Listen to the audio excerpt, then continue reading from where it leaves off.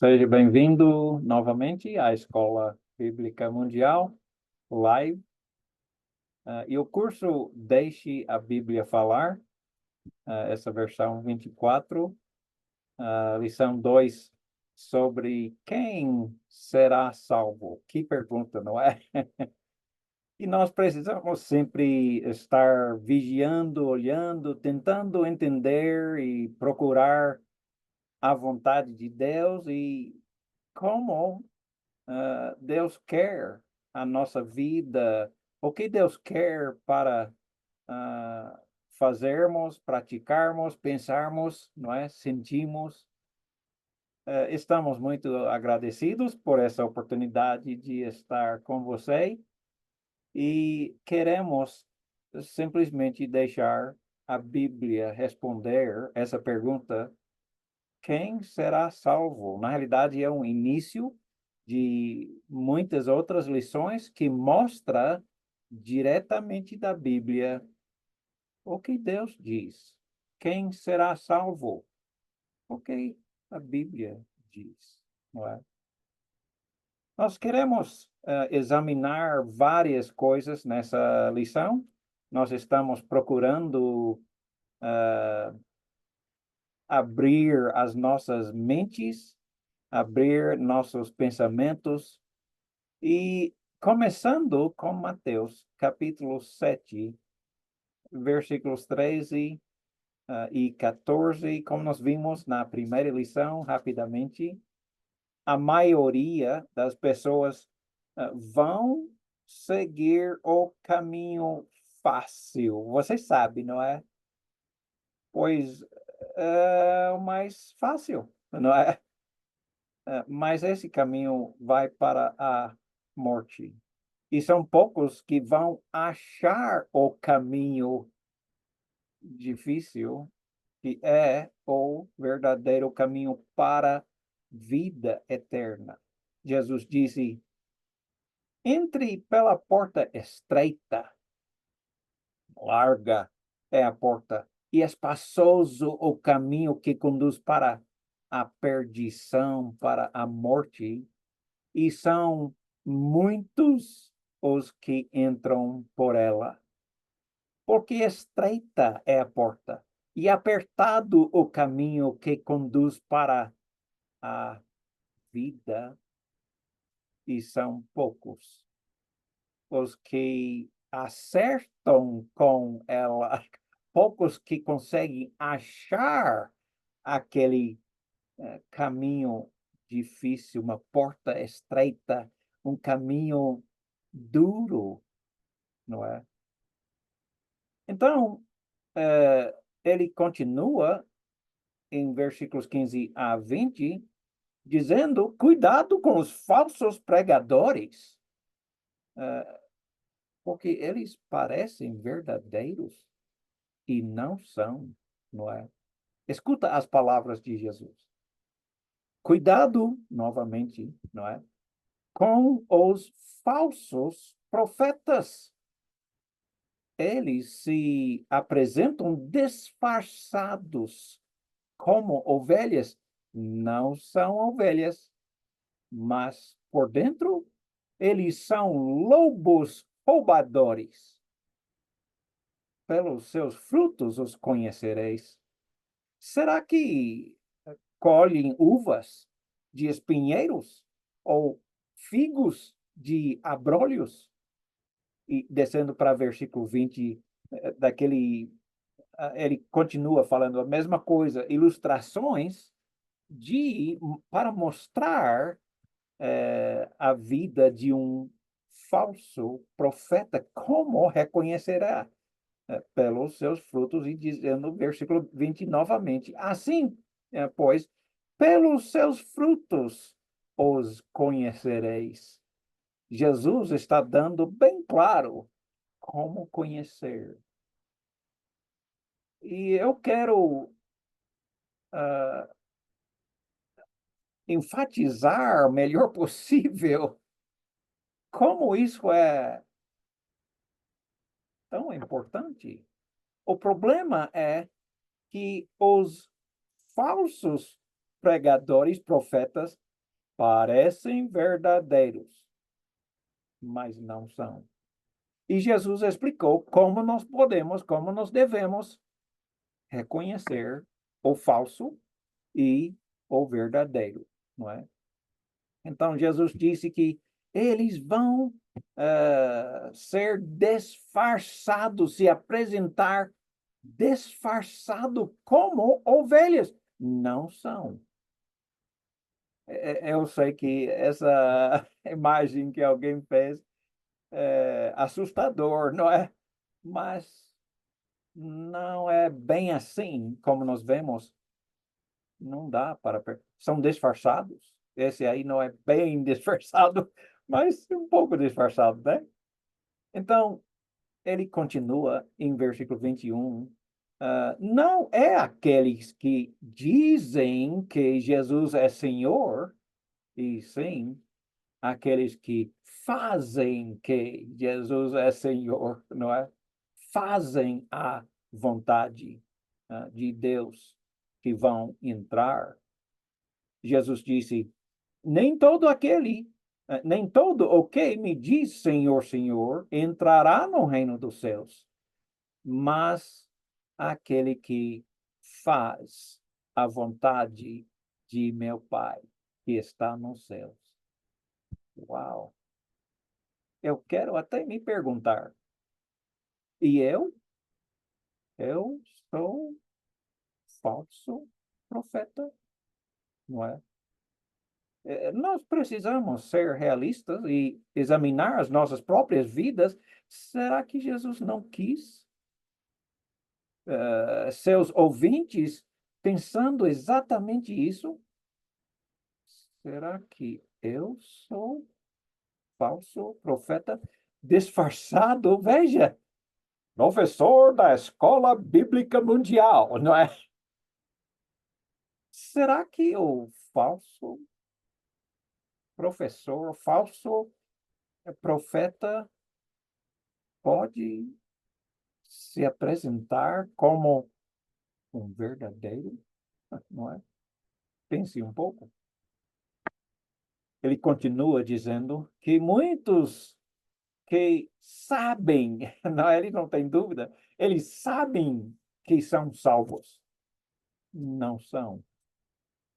Mas eles sabem que são e não são. Ele continua dizendo, muitos naquele dia hão de dizer-me, Senhor, Senhor. Não, eles falam muito bem, falam muito bem. Porventura não temos nós profetizado em teu nome? E em teu nome não expelimos demônios? Não é? E em teu nome não fizemos muitos milagres ou grandes milagres? Jesus está dizendo isso. Então, lhes direi, Jesus vai dizer explicitamente, nunca vos conheci. Nunca tive um relacionamento com você.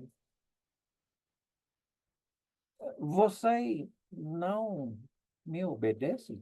Ele diz: apartai-vos de mim, os que praticais a iniquidade. Mas Jesus, eu profetizei em seu nome. Eu expulsei demônios em seu nome. Eu fiz grandes milagres em seu nome. Como pode me mandar embora?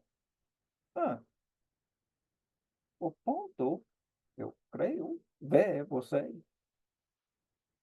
Muitos que sabem que serão salvos, não serão salvos.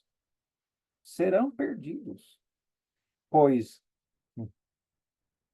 talvez no olho público, não é? Quando eles estão na frente de pessoas, eles agem muito bem, falam muito bem, fazem coisas espetaculares, não é? Mas no segredo, na sua mente, né, está maquinando, pensando. O que está acontecendo nas nossas mentes no esconderijo. As pessoas não conseguem perceber o que está na nossa mente, os nossos sentimentos, mas Deus pode. E Ele vai julgar de acordo também com o nosso coração, não é? Ele continua no último trecho de Mateus 7, dizendo que só os que são verdadeiros obedientes, só eles serão salvos. Muitos são fingidos, disfarçados, hipócritas, fingem que são quem não são. Finge ser seguidor de Jesus, mas não é seguidor de Jesus. Só exteriormente, não é? Mas por dentro são lobos, roubadores. Jesus disse: todo aquele que, pois que ouve as minhas palavras e as pratica, será comparado com um homem prudente que edificou a sua casa sobre a rocha. Veio as chuvas, transbordou os rios, sopraram os ventos e deram com ímpeto contra aquela casa que não caiu, porque foi edificada sobre a rocha. E todo aquele que ouve as minhas palavras e não as praticam será comparado com um homem insensato, hipócrita, fingido, insensato, não sincero, não sério, não é? Um homem não sério, insensato, que edificou a sua casa sobre a areia, a chuva caiu, transbordou os rios, sopraram os ventos e deram com ímpeto contra aquela casa e ela desabou, e sendo grande a sua ruína. Ou seja, Jesus manda obediência, não falsa obediência, fingido obediência. Ou seja, obediência na frente das pessoas, mas no segredo, quando ninguém está olhando, não obedece. Na mente, pensamentos, sentimentos, seu coração será julgado, não é? Em Atos capítulo 17, versículo 11, o apóstolo Paulo tinha viajado de Tessalônica para Bereia. E ele quer elogiar os bereanos, não é? Você já ouviu falar, talvez sobre os bereanos, né? Ele disse, ora, estes de Bereia eram mais nobres. Vamos examinar para ver exatamente o que era a nobreza dos bereanos. Eram mais nobres que os de Tessalônica, pois receberam a palavra com toda avidez, com alegria, ansiosos de ouvir o pregador estava falando e eles, sim, isso, amém, escutando mesmo, mas não acreditando, até que eles examinarem. Pois eles examinando as escrituras todos os dias para ver se as coisas eram de fato assim. Ou seja, eles não estavam crendo no apóstolo Paulo. Eles queriam certamente que era verdade, mas não acreditaram. Até examinar as escrituras para ver se Paulo, apóstolo Paulo, estava falando ou não a verdade. Paulo estava dizendo, eles eram nobres, Não porque eles aceitaram a palavra, mas que eles confirmaram que era de Deus antes de aceitar, não é? Essa é a nobreza deles. Não porque eles aceitaram. Os Tessalonicenses aceitaram também, mas os bereanos aceitaram só depois de estudar para confirmar se Paulo estava falando a palavra de Deus ou dele mesmo, não é? Eu estou implorando, não seja enganado, não por mim, pelo menos isso. Não escuta as minhas palavras, talvez nem mesmo é a verdade. Pergunta: como é que parece Satanás? Já pensou? Ele é aquele grande dragão vermelho, não é? Jogando fogo em todo lugar, dizendo: venha comigo todos para o inferno, para passar a eternidade na punição, no tormento. Quem vai seguir ele?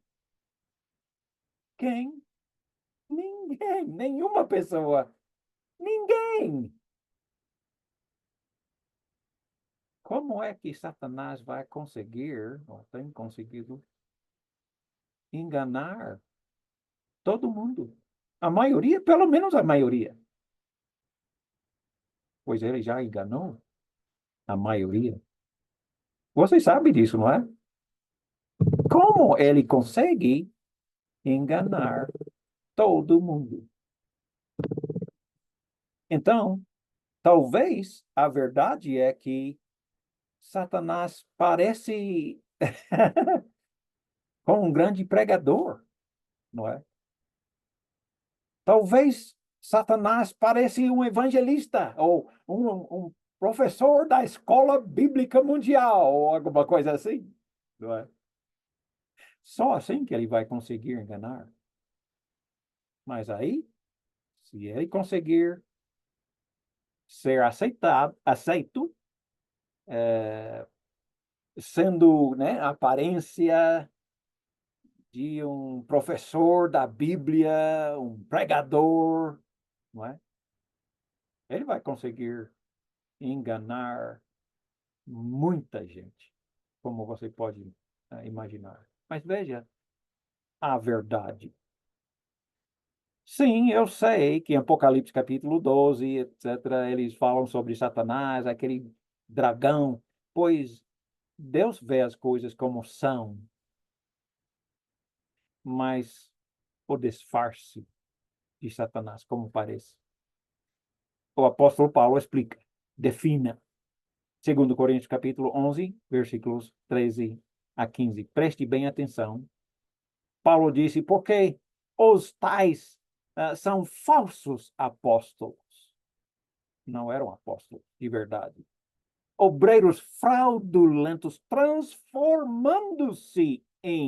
disfarçando-se em apóstolos de Cristo. Eles não eram apóstolos, fingindo que eram, não eram, não é?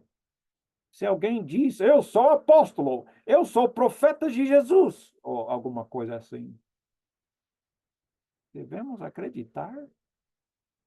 Vamos olhar aqui, preste bem atenção.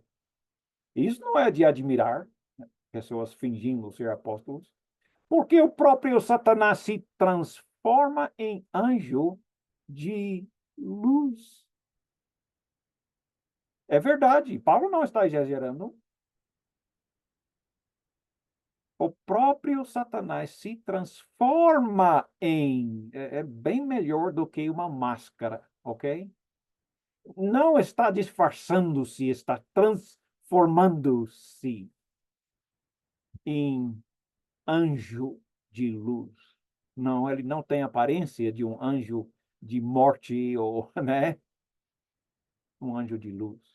E não, isso também não é muito, pois que que os seus próprios ministros, servos, se transformem em ministério ministros de justiça, como eu. Eu me considero um ministro de justiça, você toma a sua própria decisão, né? Mas os demônios, os servos de Satanás, se transformam em ministros de justiça, pregadores, profetas, apóstolos, etc, etc. Né? É somente assim que Satanás vai conseguir enganar a maioria. Por favor, escuta as palavras do apóstolo Paulo, um aviso sério. Precisamos tomar bem atenção, né? Outra pergunta extremamente importante, bem ligado a essa lição. Qual é o maior mandamento? Jesus disse em Mateus 22, 36 até 40. Mestre, qual é... pessoas perguntando, né? Os inimigos de Jesus perguntando. Mestre, qual é o grande mandamento na lei? Respondeu Jesus. Amarás o Senhor teu Deus de todo teu coração, de toda a tua alma, de todo o teu entendimento. Amar a Deus acima de todos. Amar a Deus acima de tudo, tudo. Se não, não vai ser salvo. Em outras lições, vamos estudar isso um pouco mais a fundo, pois isso é tão importante, tão importante. Amém? Amar a Deus acima de tudo e todos. Todo o seu coração, não uma parte. Deus não está pedindo para ser um pouco mais alto na sua lista de prioridades. Ele manda ser a lista toda. Ele é a lista de prioridades. Amar a Deus de todo o coração, de toda a sua alma, de todo o seu entendimento. Tudo, tudo. É bem interessante, né, que ele fala coração, nossos pensamentos, nossos sentimentos e alma, creio, é o nosso corpo espiritual, não nosso corpo físico, nosso corpo espiritual. E todo o seu entendimento, sabedoria, conhecimento, né?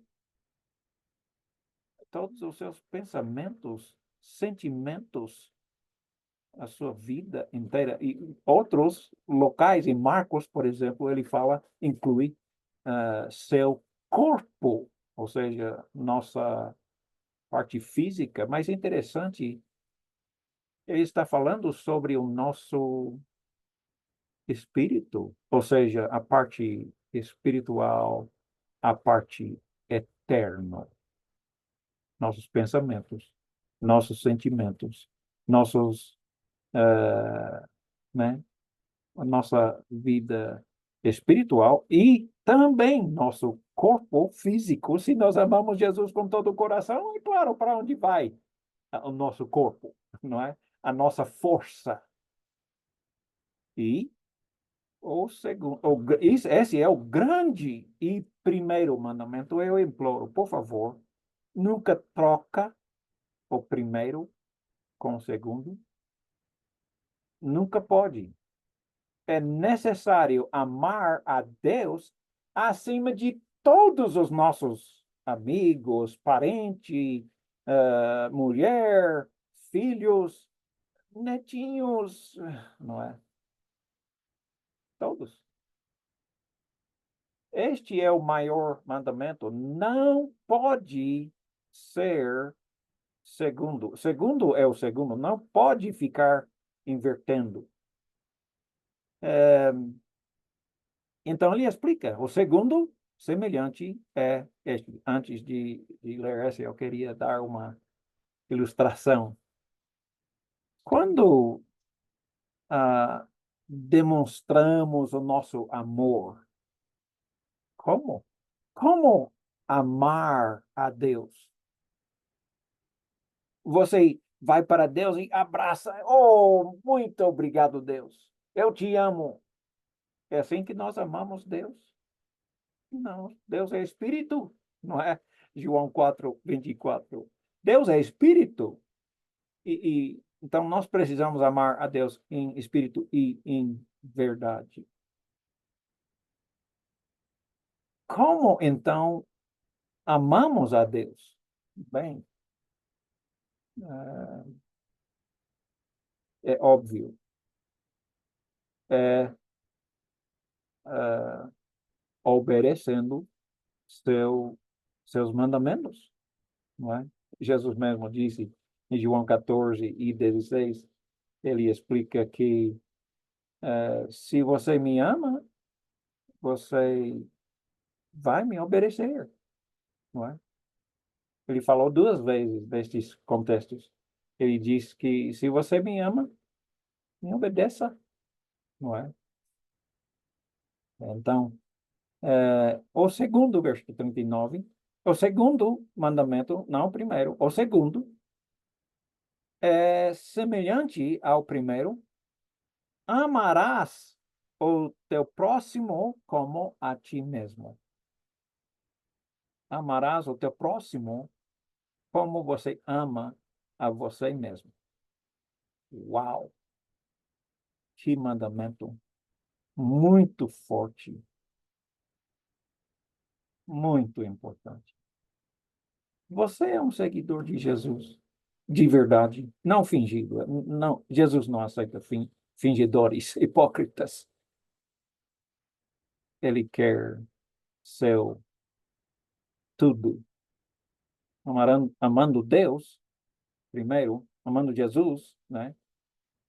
E segundo, amar seu próximo. É o que é próximo? Quem é o seu próximo? Bem, o seu próximo é a pessoa próxima a você. Só, não é muito complicado, né? Por exemplo, eu fico muito próximo à minha esposa, não é? Eu devo amar ela. Ela é a pessoa mais próxima, né? Deitamos na mesma cama de noite, né? Nós somos muito próximos, passamos muito tempo um com o outro. Nossos filhos ama. Nossos parentes, vizinhos, as pessoas ao nosso redor, nossos vizinhos, nossa comunidade, não é? As pessoas pelo nosso caminho, como aquela história, né? O homem que estava andando pelo caminho para Jericó e, né, foi pego pelos ladrões que quase mataram ele, né? Ele amou seu próximo, a pessoa no seu caminho. Não sei quem está no seu caminho hoje, amanhã. Se nós não amamos o nosso próximo, nós não somos diferentes do mundo. A diferença entre um legítimo seguidor de Jesus é que ele ama seu próximo, como ele ama a si mesmo, não é? Se lembra aquele bom samaritano amou, deu, né, o remédio, vinho e óleo, né, que era o remédio deles, e levou para o hotel e pagou pelo hotel e pediu para o dono lá, por favor, cuide dele, né? Se ele precisa comer, precisa de remédios, cuide dele. Quando eu voltar, eu vou pagar tudo. Amar seu próximo não é barato. Amar seu próximo custa caro. Risco. Corre risco. Custa caro. É, custa nosso tempo, nosso esforço, nosso dinheiro, nosso tudo, nosso coração, nossa alma, nosso entendimento, não é? Então, se você é um cristão, você sabe amar. Se você quer ir para o céu, considere isso. Ah, não escute a mim, eu sou um homem qualquer, mas se Deus falar, deixe Deus falar. Deixe a Bíblia falar, deixe a palavra de Deus falar. Quem então será salvo? Como nós já acabamos de ver um pouco sobre amar a Deus, amar seu próximo. Mas será que isso é, vamos dizer, essencial para ser salvo? É absolutamente essencial para amar a Deus e amar seu próximo para ser salvo? Ou isso é apenas uma, né, indicação, sugestão, opinião, não é? Essa é uma boa pergunta que temos que ter uma resposta boa e Jesus mesmo é que explica, responda essa pergunta. Amar seu próximo é necessário para ser salvo? Jesus disse em Mateus capítulo 25, 31 até 46, essa história, vamos dizer, sobre uma cena do dia do juízo.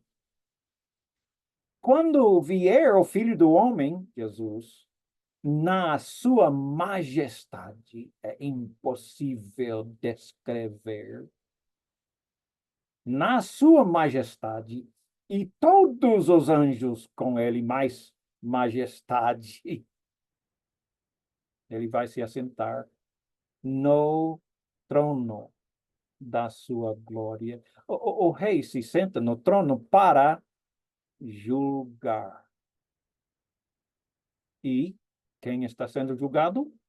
Todas as nações serão reunidas em sua presença. Todas.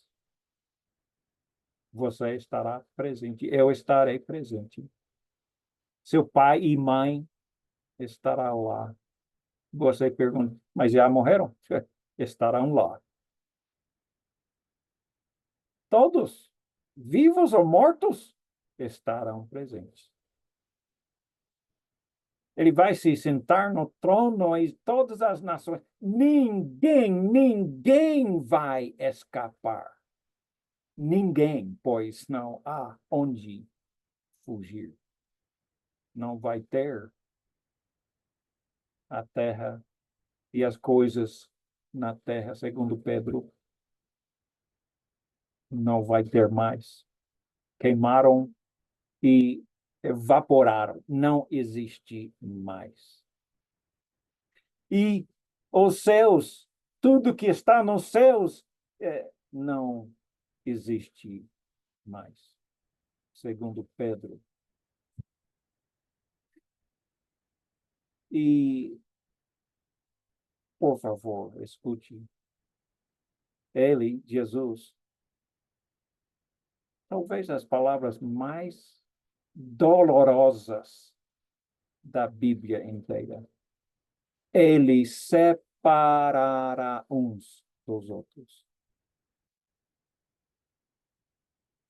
Mamãe faleceu em 1996. Todos os nossos irmãos, os 9, os irmãos, lutamos, choramos por muito tempo, muito tempo. Já tem muitos anos e ainda, às vezes, choramos. lembrando mamãe. Por quê? É porque separação dói, dói, dói mesmo. 1984, eu e minha esposa, jovens, 24 e 26 mais ou menos de idade, fomos embora para o Brasil. Não veríamos nossa família por 3 anos. Eu acho que eu nunca vi antes meu pai chorar. Nesse dia eu vi. Porque separar dói muito. Nós poderíamos contar as nossas histórias sobre separação.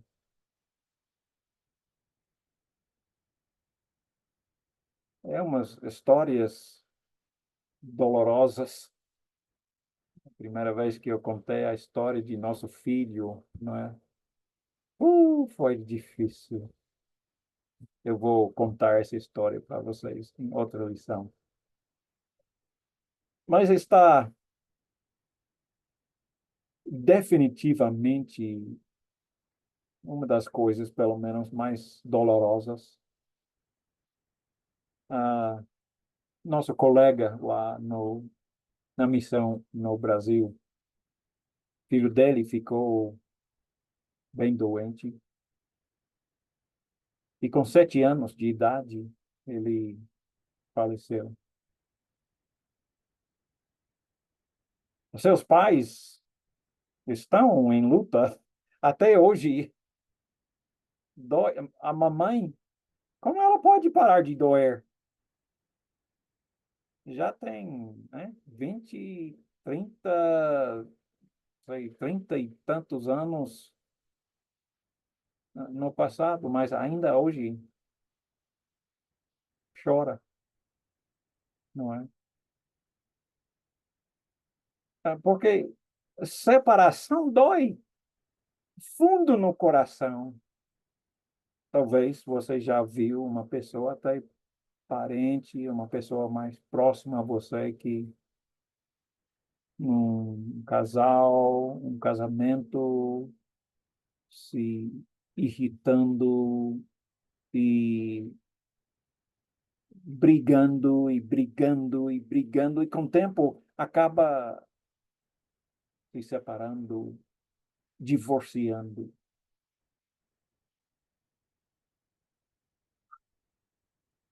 Dói demais, não é? Dói demais.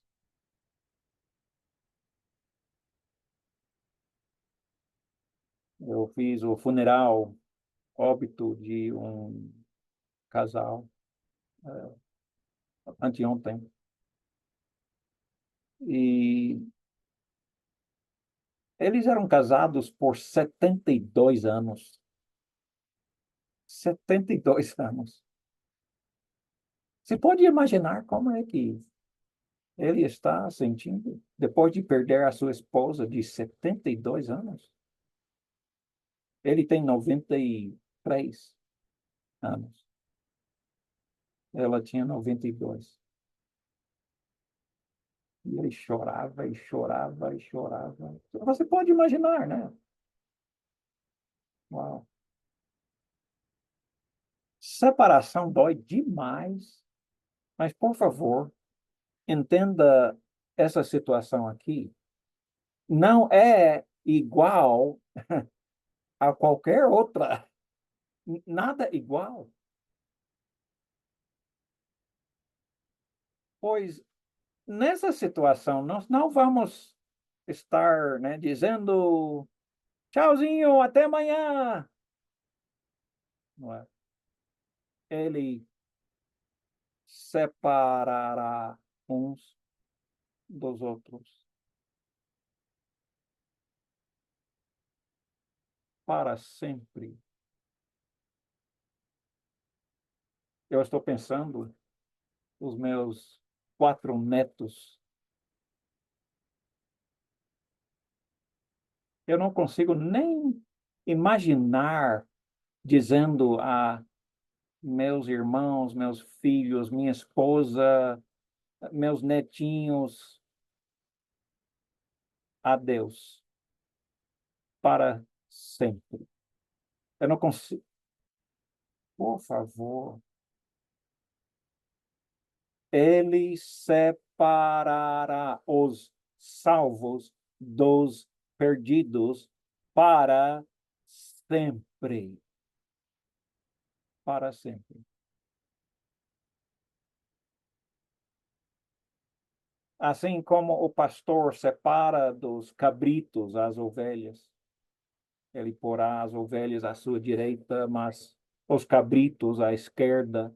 Então dirá o rei aos que estiverem à sua direita: Vinde, benditos de meu Pai, entrai na posse do reino.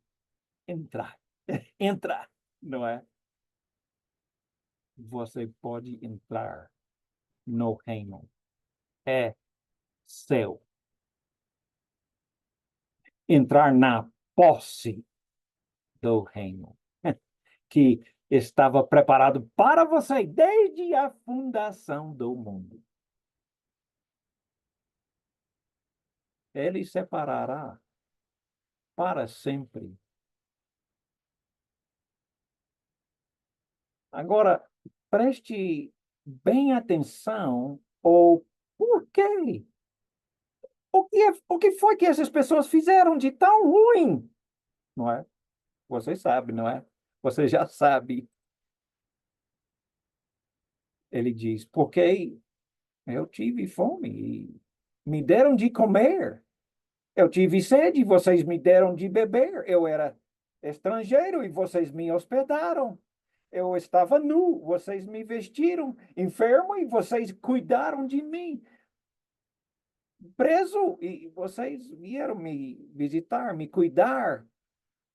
Então, uh, eles vão perguntar aos justos: Senhor, quando foi que nós tivemos com fome? Eu não me lembro nada disso, não. Eu não me lembro de ter visto o Senhor. Ou quando é que te vimos com sede e demos a beber? Quando foi que nós te vimos estrangeiro e te hospedamos? Ou nu e te vestimos? E quando foi que te vimos enfermo ou preso e cuidamos de ti? Sabe, existem muitos egoístas. Aliás, a maioria de nós somos egoístas. Somos egoístas. Ou seja, nós pensamos só em nós mesmos. Não pensamos nos outros.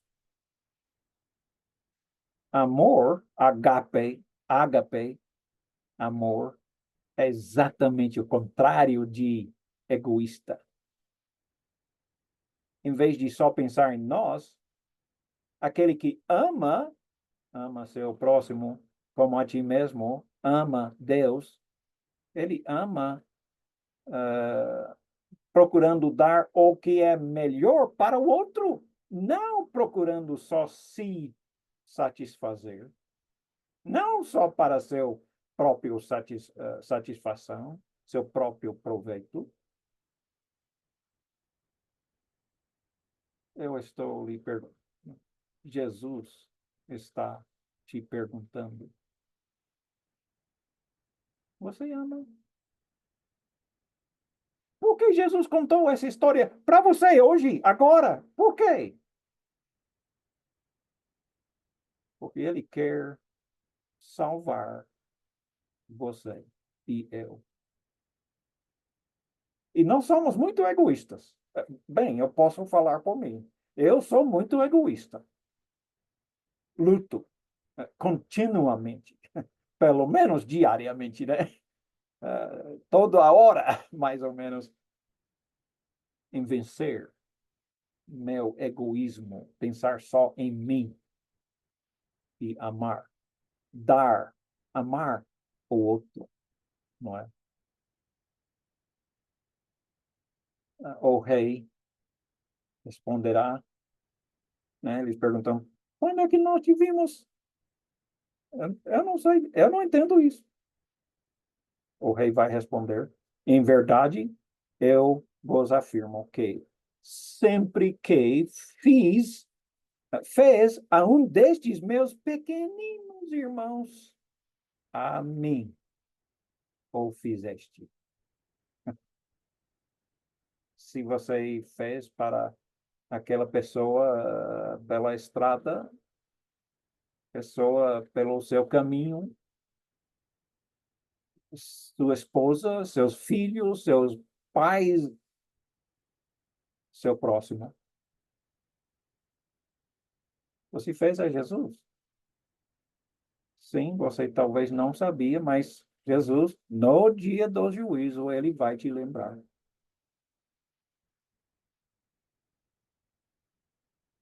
Então, o rei dirá também para os que estiverem à sua esquerda: apartai-vos de mim, malditos. Uau! Para o fogo eterno, preparado para o diabo e seus anjos. Por quê? O que foi que fizemos? Porque eu tive fome e vocês não me deram nada para comer. Eu tive sede e vocês não se importaram com isso. Não deram nada para beber. Eu, sendo estrangeiro, vocês não me hospedaram nu e vocês não me investiram. Sim, mas fingiram ser seguidores de Jesus. Mas na hora de amar seu próximo, não, não amaram. Fingiram amar, não amaram. Os que fingem amar não são seguidores de Jesus. Ele mesmo está nos ensinando isso. Vocês achando-me enfermo ou preso, não fizeram nada, não se importaram com ninguém. Eles lhe perguntarão: Senhor, quando foi que nós tivemos com fome, com sede, forasteiro, nu, enfermo, preso e não te assistimos?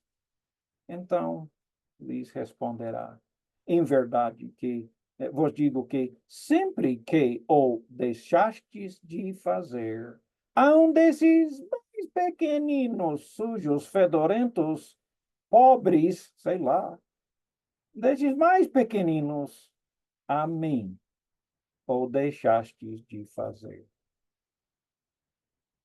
Deixar de fazer, deixar de amar, agape, amar. Porém, então, estes irão para o castigo eterno. Porém, os justos para a vida eterna. Entenda, por favor, que é o destino eterno. Nunca vai terminar. Para o castigo eterno ou vida eterna. Estamos respondendo à pergunta: é necessário amar seu próximo para ser salvo? Veja a cena do juízo e a resposta que vem de Jesus, não é? Ou seja, Jesus está dizendo, vai ser assim no dia do juízo, como o rico e Lázaro, né, que nós vimos antes. Quando ele fala sobre o juízo, ele fala a verdade. Você acha que é duro demais? Ele vai cumprir a sua promessa. Cumprir. Ele não vai dizer e depois não fazer. Ele não é um hipócrita. Ele é verdadeiro, não é? Ele é verdadeiro. Muitos hoje em dia dizem: basta crer em Jesus. Ou basta aceitar Jesus como seu Senhor, ou seu Salvador. Basta ter estes sentimentos profundos do Espírito Santo. Ah, é? Me mostre a passagem. Basta se arrepender, talvez. Basta confessar Jesus como seu Senhor? Basta falar a oração do pecador? Ah? Isso é mentira. Por favor, tire este basta, pois não está na Bíblia. Não é a vontade de Deus. O caminho mais fácil não é o que conduz para a vida eterna, e sim o caminho duro, difícil. É necessário obedecer os mandamentos de Jesus completamente, perfeitamente. Eu só posso dizer, né, por mim, graças a Deus por sua graça. Amém? Sem essa graça, eu diria, eu não teria nem um pouco de chance, e nem você, e nem ninguém, pois todos já pecaram.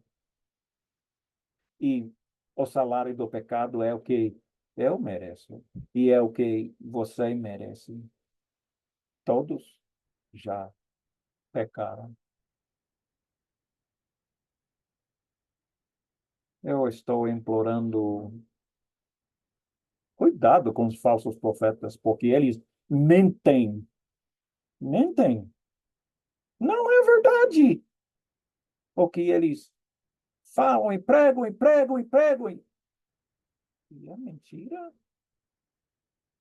Eu imploro. Só deixe a Bíblia falar. Deixe a palavra de Deus falar. Deixa Deus falar. Deixa Jesus falar. Por favor. Não é? Se você não amar seu próximo, não será salvo. Não será. Jesus disse, eu não. Estamos olhando vários assuntos onde Jesus disse, se não, não será salvo. Esse é o primeiro. Se não sabe amar, se não ama, não será salvo. Jesus disse, no dia do juízo será assim. Ele já nos disse antes da hora, graças a Deus. E você junto comigo, nós todos sabemos que a maioria das pessoas não amam, são egoístas. Somos egoístas. Não é verdade? Você não tem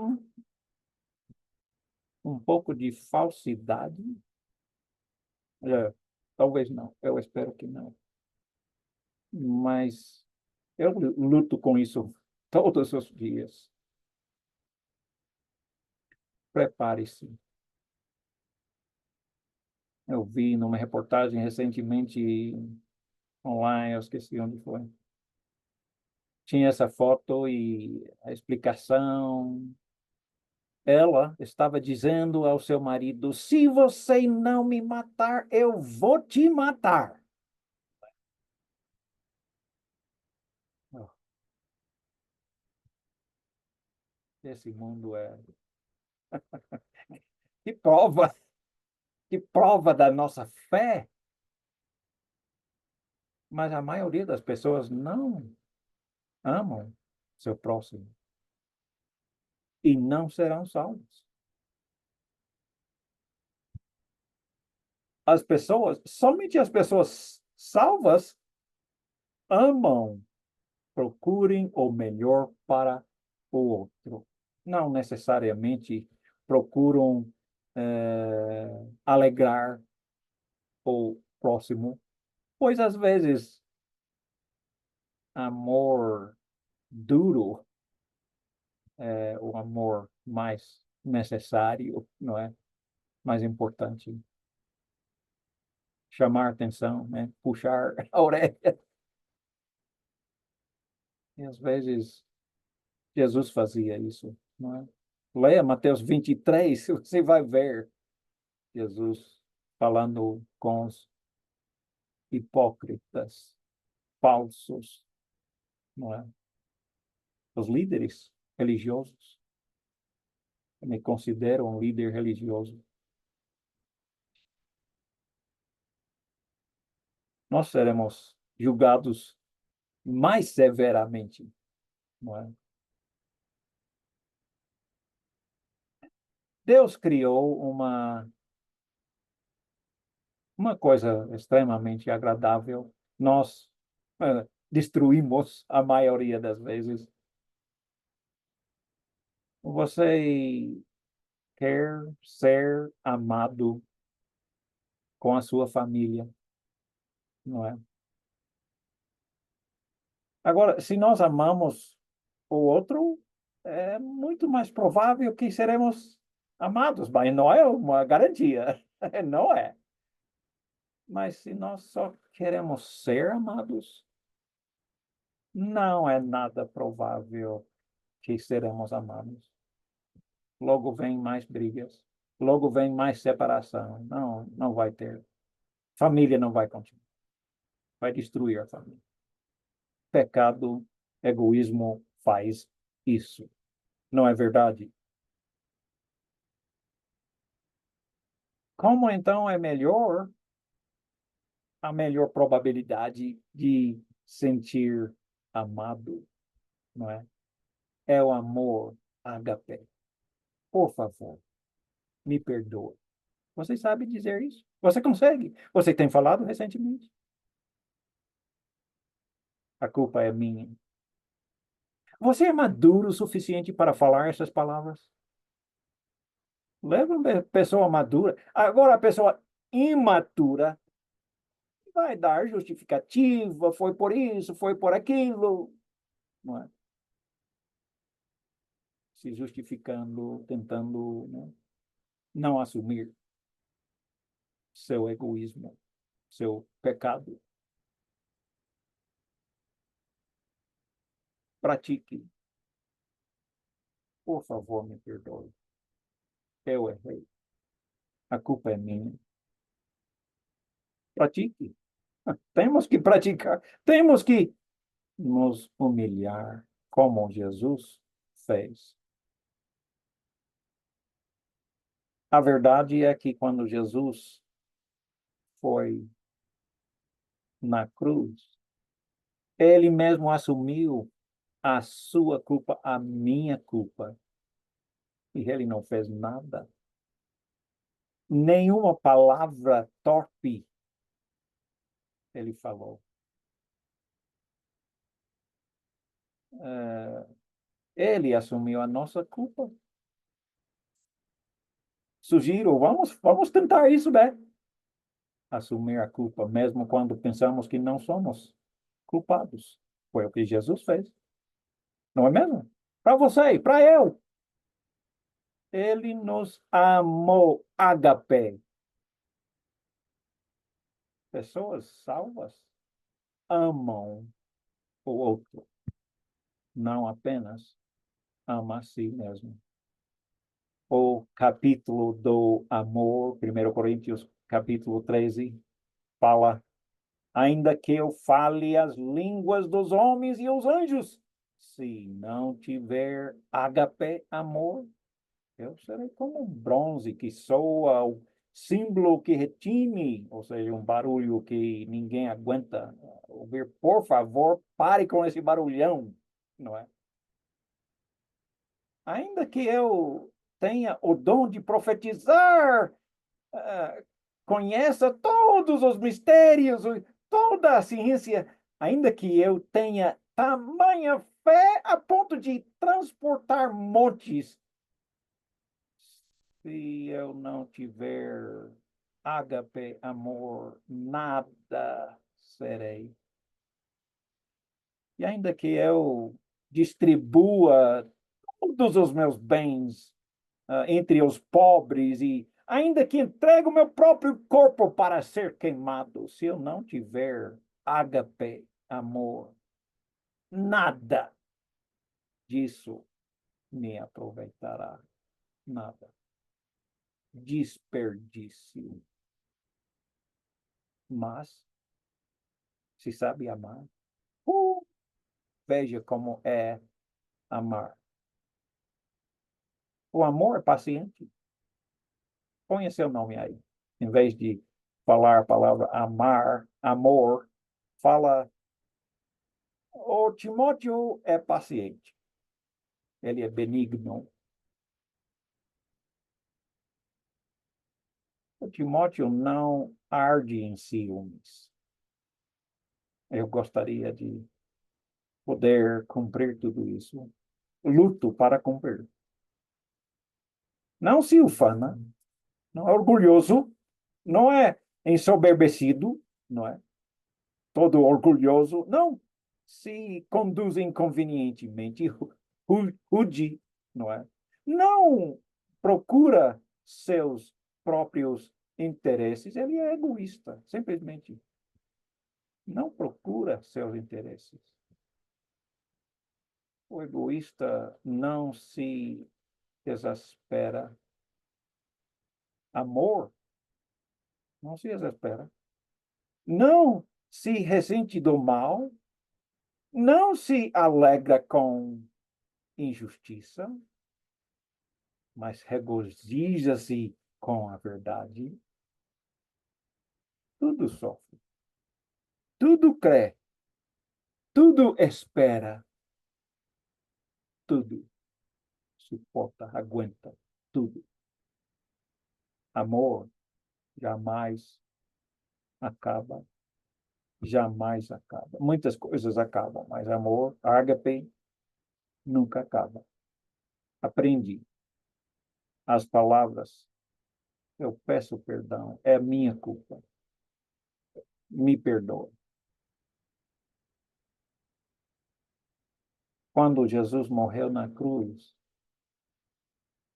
ele mandou uma mensagem, vou dizer, um grito dos céus: eu te amo. Este tanto. Este tanto. Não era só de palavra, mas de verdade. Se você não ama, se você é um egoísta, eu estou implorando, Deus está lhe implorando, arrepende-se antes que seja tarde demais. Por favor. Deus te abençoe ricamente.